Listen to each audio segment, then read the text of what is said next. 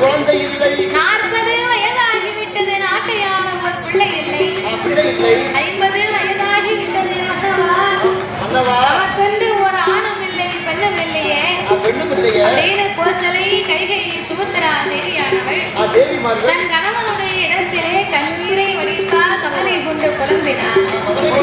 தசரத சக்கரவர்த்தி மன்னனுக்கும் அவர் மனசுல மனக்கவலை என்னன்னா, நம்ம இதோட 60வது தலைமுறையா நம்ம இந்த நாட்டையே ஆண்டு வருகிறோம்.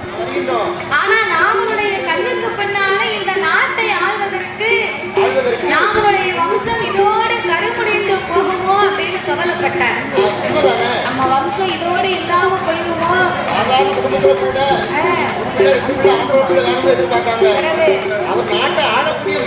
நாட்டை ஆளக்கூடிய மன்னனுக்கு ஒரு பிள்ளை இல்லையா, அவருக்கு மனக்கவலை இருக்கத்தானே.